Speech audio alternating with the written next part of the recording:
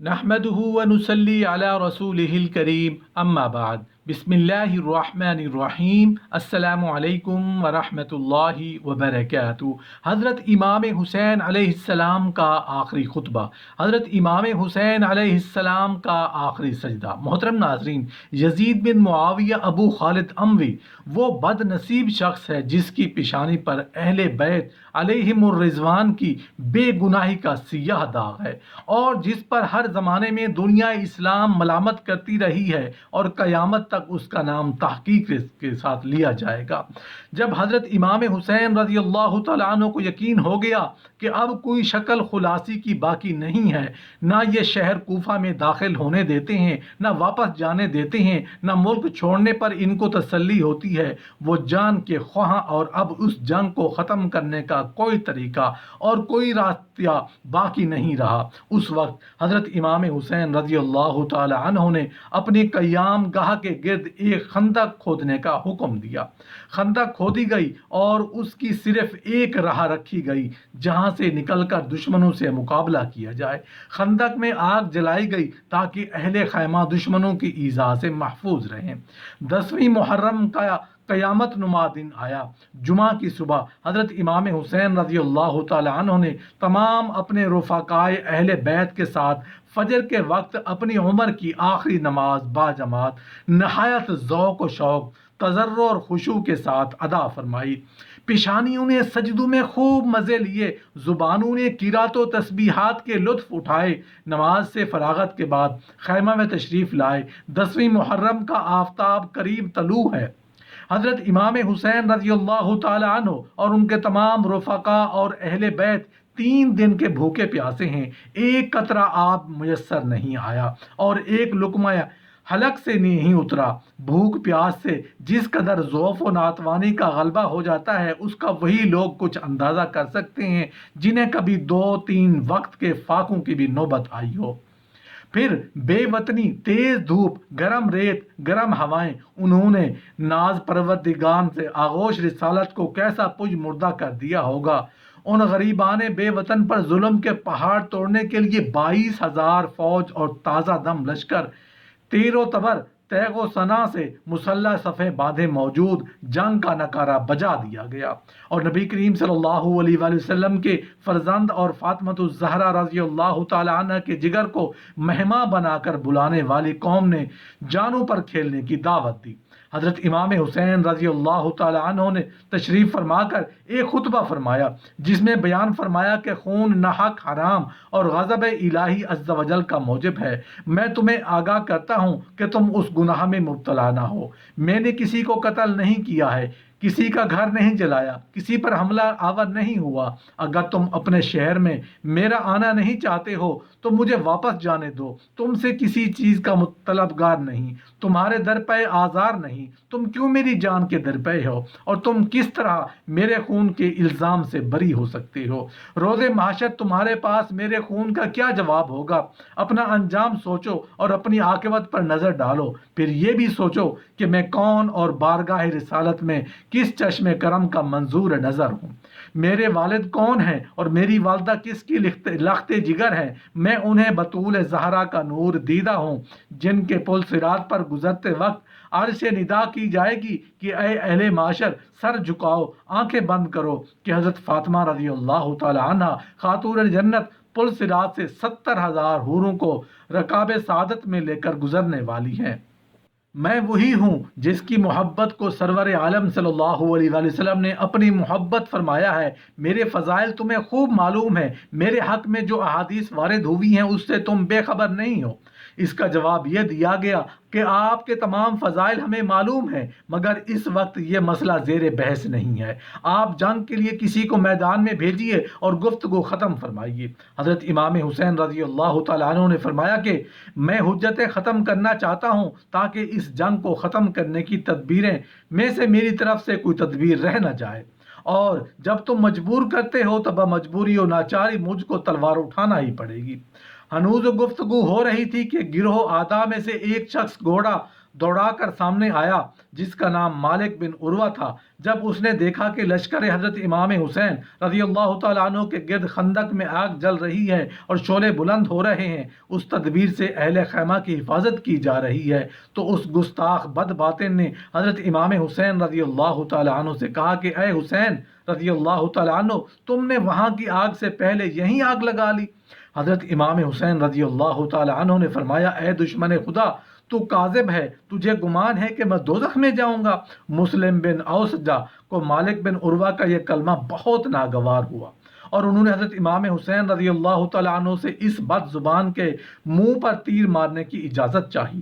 صبر و تحمل اور تقوی اور راست بازی اور عدالت و انصاف کا ایک عدیم المثال منظر ہے کہ ایسی حالت میں جب کہ جنگ کے لیے مجبور کیے گئے تھے، خون کے پیاسے تلواریں کھینچتے ہوئے جان کے خواہاں تھے، بے باکوں نے کمال بے ادبی و گستاخی سے ایسا کلمہ کہا اور ایک جان نثار اس کے منہ پر تیر مارنے کی اجازت چاہتا ہے، تو اس وقت اپنے جذبات قبضہ میں ہیں، طیش نہیں آتا۔ فرماتے ہیں کہ خبردار، میری طرف سے کوئی جنگ کی ابتدا نہ کرے تاکہ اس خون ریزی کا وبال اعداء ہی کی گردن پر رہے اور ہمارا دامن اقدام سے آلودہ نہ ہو۔ لیکن تیرے جرأت قلب کا مرہم بھی میرے پاس ہے اور تیرے سوز و جگر کی تشفی کی بھی تدبیر رکھتا ہوں۔ اب تو دیکھ، یہ فرما کر دست دعا دراز فرمائے اور بارگاہ الہی عز و جل میں عرض کیا کہ یا رب عز و جل، عذاب نار سے قبل اس گستاخ کو دنیا میں آتشی عذاب میں مبتلا کر۔ حضرت امام حسین رضی اللہ تعالیٰ عنہ کا ہاتھ اٹھانا تھا کہ اس کے گھوڑے کا پاؤں ایک سوراخ میں گیا اور وہ گھوڑے سے گرا اور اس کا پاؤں رکاب میں الجھا اور گھوڑا اسے لے کر بھاگا اور آگ کی خندق میں ڈال دیا۔ حضرت امام حسین رضی اللہ تعالیٰ عنہ نے سجدہ شکر کیا اور اپنے پروردگار عز و جل کی حمد و ثنا کی اور فرمایا، اے پروردگار عز و جل، تیرا شکر ہے کہ تو نے اہل بیت رسالت کے بدخواہ کو سزا دی ہے۔ حضرت امام حسین رضی اللہ تعالیٰ عنہ کی زبان سے یہ کلمہ سن کر صف اعداء میں سے ایک اور بے باک نے کہا کہ آپ کو پیغمبر خدا صلی اللہ علیہ وسلم سے کیا نسبت؟ یہ کلمہ تو حضرت امام حسین رضی اللہ تعالیٰ عنہ کے لیے بہت تکلیف دہ تھا۔ آپ نے اس کے لیے بھی بد دعا فرمائی اور عرض کیا، یا رب عز و جل، اس بد زبان کو فوری عذاب میں گرفتار کر۔ حضرت امام حسین رضی اللہ تعالیٰ عنہ نے یہ دعا فرمائی اور اس کو قضاء حاجت کی ضرورت پیش آئی۔ گھوڑے سے اتر کے ایک طرف بھاگا اور کسی جگہ قضاء حاجت کے لیے برہنہ ہو کر بیٹھا۔ ایک سیاح بچھو نے ڈنک مارا تو نجاست آلود تڑپتا پھرتا تھا۔ اس رسوائی کے ساتھ تمام لشکر کے سامنے اس ناپاک کی جان نکلی، مگر سخت دلانے بے حمیت کو غیرت نہ ہوئی۔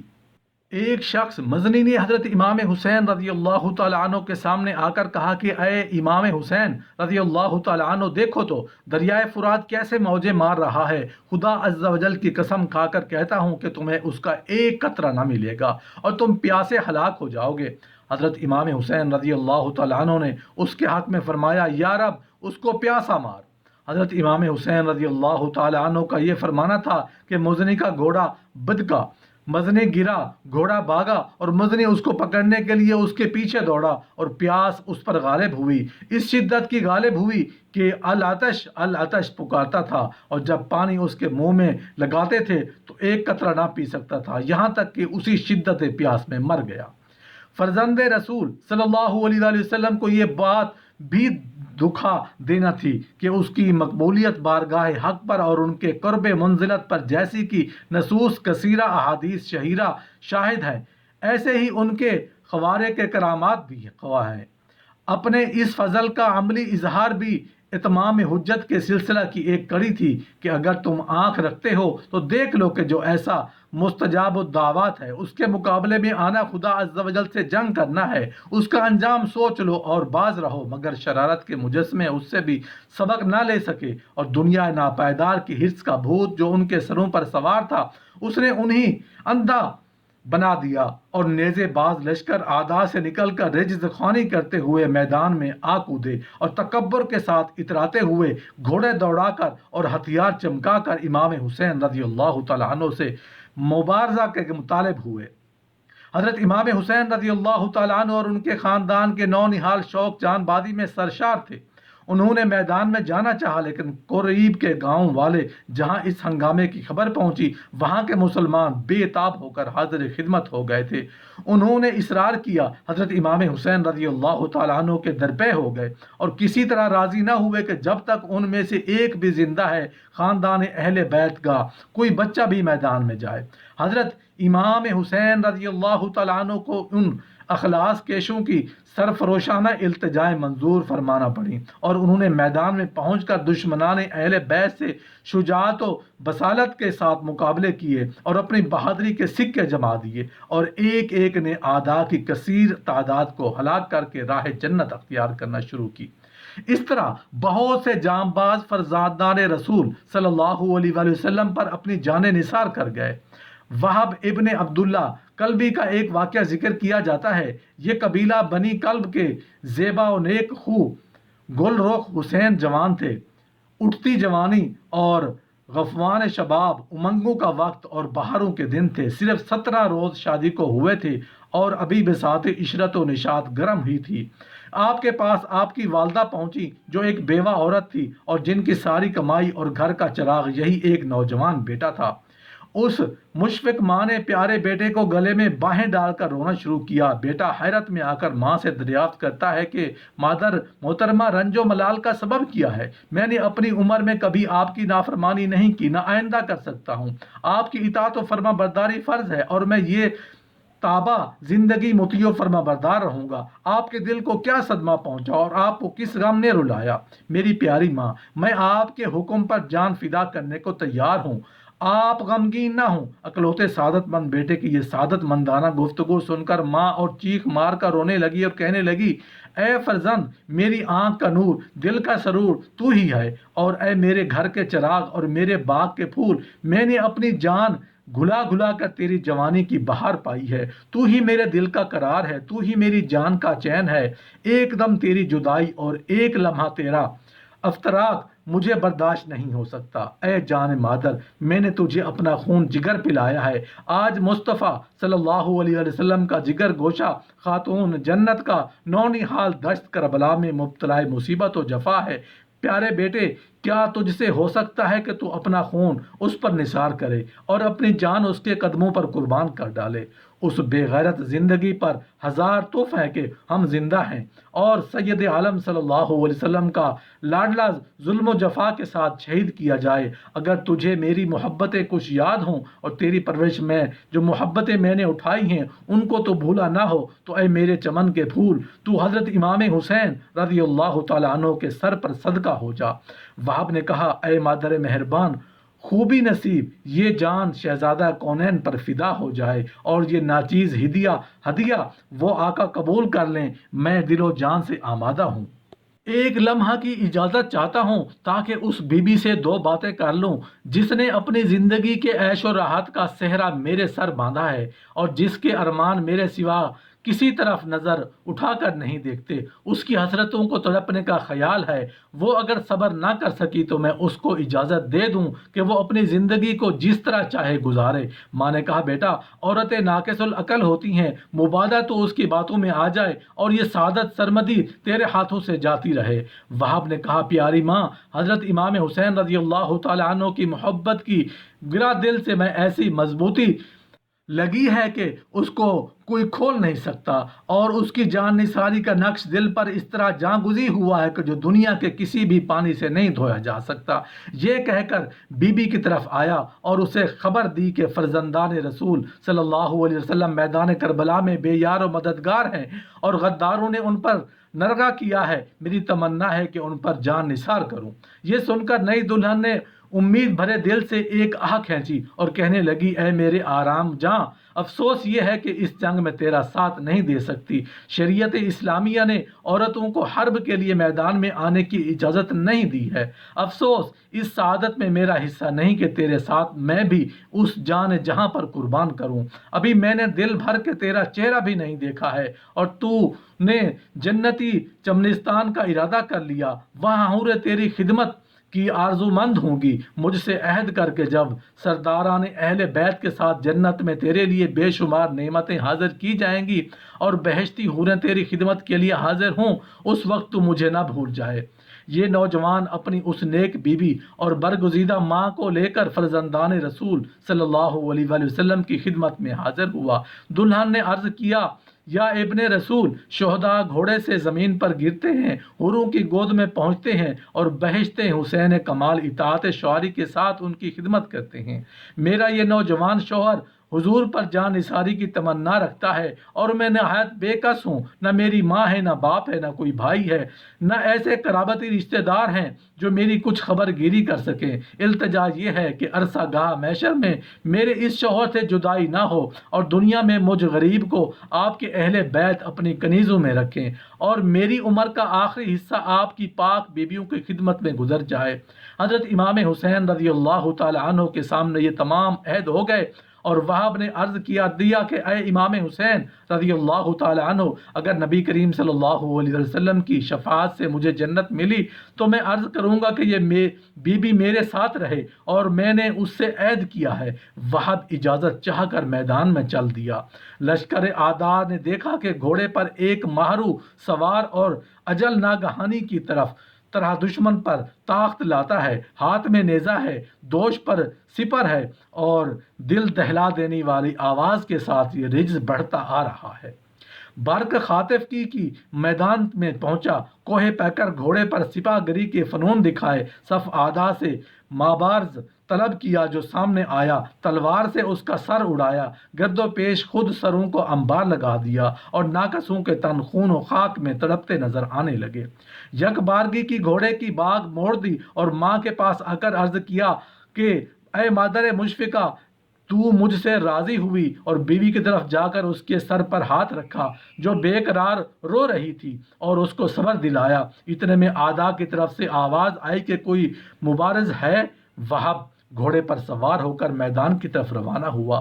نئی دلہن ٹکٹکی باندھے اس کو دیکھ رہی ہے اور آنکھوں سے آنسو کے دریا بہا رہی ہے۔ وہاب شیرزیاں کی تیغ آبداد نیزہ جات شکار لے کر مارکا کارزا میں صادقہ اور آ پہنچا۔ اس وقت میدان میں اعداء کی طرف سے ایک مشہور بہادر اور نامدار سوار حکم بن طفیل غرور نبرد آزمائی میں سرشار تھا۔ وہاب نے ایک ہی حملے میں اس کو نیزہ پر اٹھا کر اس طرح زمین پر دے مارا کہ ہڈیاں چکنا چور ہو گئیں اور دونوں لشکروں میں شور مچ گیا اور مبارزوں میں ہمت مقابلہ نہ رہی۔ وہاب گھوڑا دوڑاتا قلب دشمن پر پہنچا، جو مبارز سامنے آتا اس کو نیزہ کی نوک پر اٹھا کر خاک پر پٹک دیتا، یہاں تک کہ نیزہ پار پار ہو گیا۔ تلوار میان سے نکالی اور تیغ زنوں کے گردنیں اڑا کر خاک میں ملا دیا۔ جب اعداء اس جنگ سے تنگ آ گئے تو عمرو بن سعد نے حکم دیا کہ لوگ اس کے گرد ہجوم کر کے حملہ کر دیں اور ہر طرف سے یک بارگی ہاتھ چھوڑیں۔ ایسا ہی کیا، اور جب وہ نوجوان زخموں سے چور ہو کر زمین پر آیا تو سیاہ دلان بد باطن نے اس کا سر کاٹ کر لشکر امام حسین رضی اللہ تعالی عنہ میں ڈال دیا۔ یہ کہ اس کی ماں اس کے بیٹے کا سر کو اپنے منہ سے ملتی تھی اور کہتی تھی کہ اے بیٹا، بہادر بیٹا، اب تیری ماں تجھ سے راضی ہوئی۔ پھر وہ سر اس دلہن کی گود میں لا کر رکھ دیا۔ دلہن نے اپنے پیارے شوہر کے سر کو بوسہ دیا۔ اسی وقت پروانہ کی طرح اس شمع جمال پر قربان ہو گئی اور اس کا طائر روح اپنے نوشاہ کے ساتھ ہم آغوش ہو گیا۔ ان کے بعد اور سعادت مند جان نثار دادے جان نثاری دیتے اور جان فدا کرتے رہے۔ جن جن خوش نصیبوں کی قسمت میں تھا، انہوں نے خاندان اہل بیت پر اپنی جان فدا کرنے کی سعادت حاصل کی۔ اس زمرہ میں حر بن یزید ریاحی قابل ذکر ہے۔ جنگ کے وقت حر کا دل بہت مضطرب تھا اور اس کی سیماب وار بے قراری اس کو ایک جگہ نہ ٹھہرنے دیتی تھی۔ کبھی وہ عمر بن سعد سے جا کر کہتے تھے کہ تم امام حسین رضی اللہ تعالیٰ عنہ کے ساتھ جنگ کرو گے تو نبی کریم صلی اللہ علیہ وسلم کو کیا جواب دو گے؟ عمر بن سعد کو اس کا جواب نہ بن آتا تھا۔ وہاں سے ہٹ کر پھر میدان میں آتے ہیں، بدن کانپ رہا ہے، چہرہ زرد ہے، پریشانی کے آثار نمایاں ہیں، دل دھڑک رہا ہے۔ ان کے بھائی مصعب بن یزید نے ان کا یہ حال دیکھ کر پوچھا کہ اے برادر، آپ مشہور جنگ آزما اور دلاور شجاع ہیں اور آپ کے لیے یہ پہلا ہی مارکہ نہیں، بارہا جنگ کے خون مناظر آپ کی نظر کے سامنے گزرے ہیں اور بہت سے دیو پیکر آپ کے خون آشام تلوار سے پیوند خاک ہوئے ہیں۔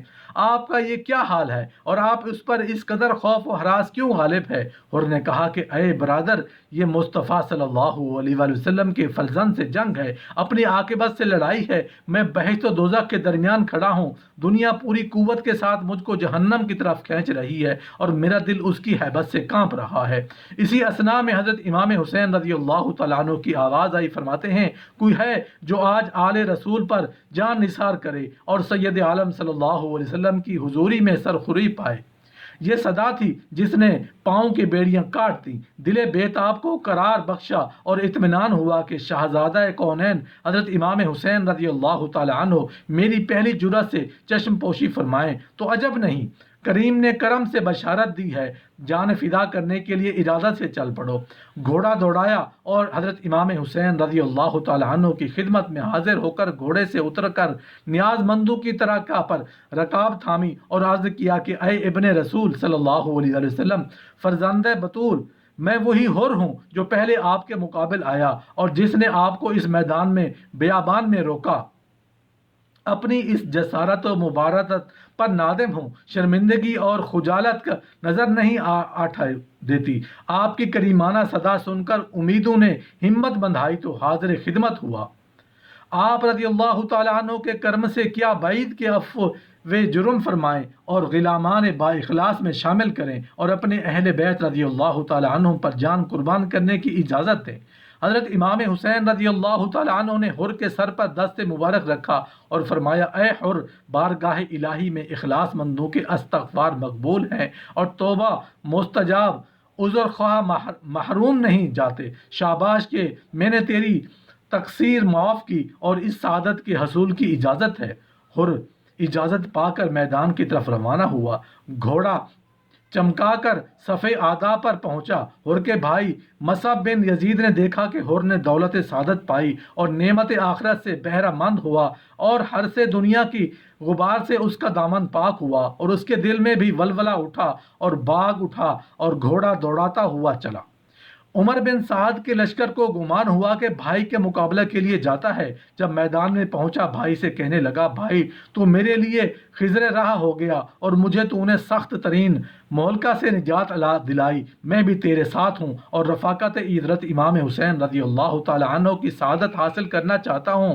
آدائے بدکیش کو اس واقعہ سے نہایت حیرانی ہوئی۔ یہ واقعہ دیکھ کر عمر بن سعد کے بدن پر لرزہ پڑ گیا اور گھبرا اٹھا اور اس نے ایک شخص کو منتخب کر کے اس کے لیے بھیجا اور کہا کہ رفق و مدارات کے ساتھ سمجھا بہکا کر حر کو اپنے موافق کرنے کی کوشش کرے اور اپنے چال بازی اور فریب کاری انتہا کو پہنچا دے، پھر بھی ناکامی ہو تو اس کا سر کاٹ کر لے آئے۔ وہ شخص چلا اور حر سے آ کر کہنے لگا اے حر، تیری عقل و دانائی پر ہم فخر کیا کرتے تھے، مگر آج تو نے کمال نادانی کی کہ اس لشکر جرار سے نکل کر یزید کے انعام و اکرام پر ٹھوکر مار کر چند بے کس مسافروں کا ساتھ دیا جن کے ساتھ نان خشک کا ایک ٹکڑا اور پانی کا ایک قطرہ بھی نہیں ہے۔ تیری اس نادانی پر افسوس آتا ہے۔ حر نے کہا اے بے عقل نہ سمجھ، تجھے اپنی نادانی پر رنج کرنا چاہیے کہ تو نے طاہر کو چھوڑ کر نجس کو قبول کیا اور دولت باقی کے مقابلے میں دنیا فانی کے موہوم آرام کو ترجیح دی۔ نبی کریم صلی اللہ علیہ وسلم نے حضرت امام حسین رضی اللہ تعالی عنہ کو اپنا پھول فرمایا ہے۔ میں اس گلستان رسالت پر جان قربان کرنے کی تمنا رکھتا ہوں۔ رضائے رسول صلی اللہ علیہ وسلم سے بڑھ کر کونین میں سے کون سی دولت ہے؟ کہنے لگا اے حر، یہ تو میں بھی خوب جانتا ہوں، لیکن ہم لوگ سپاہی ہیں اور آج دولت و مال یزید کے پاس ہے۔ حر نے کہا اے کم بخت، اس حوصلہ پر لعنت، اب تو نہ سمجھ بد باطن کو یقین ہو گیا کہ اس کی چرب زبانی حر پر اثر نہیں کر سکتی۔ اہل بیت رضی اللہ تعالی عنہم کی محبت اس کے قلب میں اتر گئی ہے اور اس کا سینہ آل رسول علیہ السلام کی ولا سے مملو ہے۔ کوئی مکر و فریب اس پر نہ چلے گا۔ باتیں کرتے کرتے ایک تیر حر کے سینہ پر کھینچ مارا۔ حر نے زخم کھا کر ایک نیزہ کا وار کیا جو سینہ سے پار ہو گیا اور زین سے اٹھا کر زمین پر پٹک دیا۔ اس شخص کے 3 بھائی تھے، یک بارگی ہر پر دوڑ پڑے۔ ہر نے آگے بڑھ کر ایک کا سر تلوار سے اڑا دیا، دوسرے کی کمر میں ہاتھ ڈال کر زین سے اٹھا کر اس طرح پھینکا کہ گردن ٹوٹ گئی۔ تیسرا بھاگ نکلا، ہر نے اس کا تعاقب کیا، قریب پہنچ کر اس کی پشت پر نیزہ مارا، وہ سینہ سے نکل گیا۔ اب ہر نے لشکر ابن سعد کے لشکر پر حملہ کیا اور خوب زور کی جنگ ہوئی۔ لشکر ابن سعد کو ہر کی جنگ پر ہنر کا اعتراف کرنا پڑا اور وہ جان باز صادق داد شجاعت دے کر فرزند رسول صلی اللہ علیہ وسلم پر جان فدا کر گیا۔ حضرت حسین رضی اللہ تعالی عنہ ہر کو اٹھا کر لائے اور اس کے سر کو زنانوے مبارک پر رکھ کر اور اپنے پاک دامن سے اس کے چہرے کا غبار دور فرمانے لگے۔ ابھی رمق جہاں باقی تھی، ابن زہرا کے پھول کے مہکتے دامن کی خوشبو ہر کے دماغ میں پہنچی۔ مشام جہاں معطر ہو گیا، آنکھیں کھول دیں، دیکھا کہ ابن رسول کی گود میں ہے، اپنے بخت و مقدر پر ناز کرتا ہوا فردوس بری کو روانہ ہوا۔ انا للہ و انا الیہ راجعون۔ ہر کے ساتھ اس کے بھائی اور غلام نے بھی نوبت بنوبت داد شجاعت دے کر اپنی جانیں اہل بیت رضی اللہ تعالی عنہم پر قربان کی۔ 50 سے زیادہ آدمی شہید ہو چکے، اب صرف خاندان اہل بیت رضی اللہ تعالی عنہم باقی ہے اور دشمنان بد باطن کی انہی پر نظر ہے۔ یہ حضرات پروانہ وار حضرت امام حسین رضی اللہ تعالی عنہ پر نثار ہے۔ یہ بات بھی قابل لحاظ ہے کہ حضرت امام حسین رضی اللہ تعالی عنہ کے اس چھوٹے سے لشکر میں سے اس مصیبت کے وقت کسی نے بھی ہمت نہ ہاری۔ رفقا اور موالی میں سے کسی کو بھی تو اپنی جان پر پیاری نہ معلوم ہوئی۔ ساتھیوں میں سے ایک بھی ایسا نہ تھا جو اپنی جان لے کر بھاگتا یا دشمنان کی پناہ چاہتا۔ جان نثاران امام نے اپنے صدق و جان بازی میں پروانہ و بلبل کے افسانے ہیچ کر دیے۔ ہر ایک کی تمنا تھی اور ہر ایک کا اصرار تھا کہ پہلے جان نثاری کو ان کو موقع دیا جائے۔ عشق و محبت کے متوالے شوق و شہادت میں مست تھے۔ تنو کا سر سے جدا ہونا اور راہ خدا عز و جل میں شہادت پانا ان پر وجد کی کیفیت طاری کرتا تھا۔ ایک کو شہید ہوتا دیکھ کر دوسرے کے دلوں میں شہادت کو امنگیں جوش مارتی تھیں۔ اہل بیت رضی اللہ تعالی عنہم کے نوجوانوں نے خاک کربلا کے صفحات پر اپنے خون سے شجاعت و جوان مردی کے وہ بے مثال نقوش ثبت فرمائے جن کو تبدیل ازمنہ کے ہاتھ محو کرنے سے قاصر ہے۔ اب تک نیاز مندوں اور عقیدت کیشوں کی مارکہ آرائیاں تھیں جنہوں نے علم برادران شجاعت کو خاک و خون میں لٹا کر اپنی بہادری کے غلغلے دکھائے تھے۔ اب اسداللہ کے شیران حق کا موقع آیا اور علی مرتضیٰ رضی اللہ تعالیٰ عنہ کے خاندان کے بہادروں کے گھوڑوں نے میدان کربلا کو جو لانگاہ بنایا، اب ان حضرات کا میدان میں آنا تھا کہ بہادروں کے دل سینوں میں لرز گئے اور ان کے حملوں سے شیر دل بہادر چیخ اٹھے۔ اسداللہ تلواریں تھی اور یا شہاب ثاقب کی آتش باری بنی ہاشم کے نبرد آزمائی اور جاں شکار حملوں نے کربلا کی تشنہ لب زمین کو دشمنوں کے خون سے سیراب کر دیا اور خشک ریگستان سرخ نظر آنے لگا۔ نیزوں کی نوکوں پر صف شکن بہادروں کی کو اٹھانا اور خاک میں ملانا ہاشمی نوجوانوں کا معمولی کرتب تھا۔ یہ ہر ساتھ نیا برز آتا اور ہاتھ اٹھاتے ہی فنا ہو جاتا۔ ان کی تیغ بے نیام اجل کا پیام تھی اور نو کے ثنا قضا کا فرمان تلواروں کی چمک نے نگاہیں خیرہ کر دی اور حرب و ضرب کے جوہر دیکھ کر کوہ پیکر ترساں و ہراساں ہو گئے۔ کبھی میمنہ پر حملہ کیا تو صفیں درہم برہم کر ڈالی، معلوم ہوتا تھا کہ سوار مقتولوں کے سمندر میں تیر رہا ہے۔ کبھی میسرہ کی طرف رخ کیا تو معلوم ہوا مردوں کی جماعت کھڑی تھی تو اشارے کرتے ہی لوٹ گئی۔ ساکا کی طرح چمکنے والی تیغ خون میں ڈوب کر نکلتی تھی اور خون کے قطرات اس سے ٹپکتے رہتے تھے۔ اس طرح خاندان حضرت امام حسین رضی اللہ تعالی عنہ کے نوجوان اپنے اپنے جوہر دکھاتے رہے اور حضرت امام حسین رضی اللہ تعالی عنہ پر جان قربان کرتے چلے جا رہے تھے۔ خیمہ سے چلتے تھے تو بل احیاء عند ربہم کہ چمنستان کی دلکش فضا اور ان کی آنکھوں کے سامنے ہوتی تھی۔ میدان کربلا کی راہ سے اس منزل تک پہنچنا چاہتے تھے۔ فرزندان حضرت امام حسن رضی اللہ تعالیٰ عنہ کے محاربہ نے دشمن کے ہوش اڑا دیے۔ ابن سعد نے اعتراف کیا کہ اگر فریب کاریوں سے کام نہ لیا تو یا ان کے حضرات پر پانی بند نہ کیا تو اہل بیت رضی اللہ تعالی عنہم کا ایک ایک نوجوان تمام لشکر کو برباد کر ڈالتا۔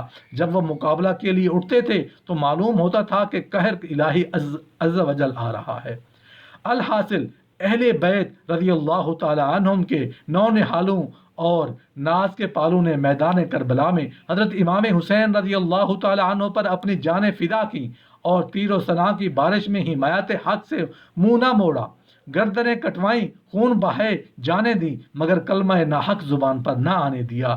نوبت ب نوبت تمام شہزادے شہید ہوتے چلے گئے۔ اب حضرت امام حسین رضی اللہ تعالیٰ عنہ کے سامنے ان کے نور نظر حضرت علی اکبر رضی اللہ تعالیٰ عنہ حاضر ہیں، میدان کی اجازت چاہتے ہیں۔ منت و سماجت ہو رہی ہے، عجیب و وقت ہے۔ چہیتا بیٹا شفیق باپ سے گردن کٹوانے کی اجازت چاہتا ہے اور اس پر اصرار کرتا ہے جس کی کوئی ضد ایسی نہ تھی جو پوری نہ کی جاتی۔ جس نازنین کو کبھی پدر مہربان نے انکاری جواب نہ دیا تھا، آج اس کی یہ تمنا، یہ التجا دل و جگر پر کیا اثر کرتی ہوگی۔ اجازت دیں تو کس بات کی؟ گردن کٹوانے کی اور خون بہانے کی۔ نہ دے تو چمنستان رسالت کا وہ گل شاداب کمہیلا جاتا۔ اور مگر اس آرزو مند شہادت کا اصرار اس حد پر تھا اور شوق شہادت نے ایسا وارفتہ بنا دیا کہ چاروں ناچار حضرت امام حسین رضی اللہ تعالیٰ عنہ کو اجازت دینا ہی پڑی۔ حضرت امام حسین رضی اللہ تعالیٰ عنہ نے اس نوجوان جمیل کو خود گھوڑے پر سوار کیا، اسلحہ اپنے دستے مبارک سے لگائے، فولادی مغفر سر پر رکھا، کمر پر پٹکا باندھا، تلوار حمائل کی نیزہ اس ناز پر سر سیادت کے مبارک ہاتھ میں دیا۔ اس وقت اہل بیت رضی اللہ تعالیٰ عنہم کی بیویوں بچوں پر کیا گزر رہی تھی، جن کا تمام کنبہ و قبیلہ، برادر و فرزند سب شہید ہو چکے تھے اور ایک جگمگاتا ہوا چراغ بھی آخری سلام کر رہا تھا۔ ان تمام مصائب کو اہل بیت رضی اللہ تعالیٰ عنہ نے رضائے حق کے لیے بڑے استقلال کے ساتھ برداشت کیا اور یہ انہی کا حوصلہ تھا۔ حضرت علی اکبر رضی اللہ تعالیٰ عنہ خیمہ سے رخصت ہو کر میدان کارزار کی طرف تشریف فرما ہوئے، جنگ کے مطلع میں ایک آفتاب چمکا، مشکین کا گل کی خوشبو سے میدان مہک گیا، چہرہ کی تجلی نے مارکا کا راز کا عالم انوار بنا دیا۔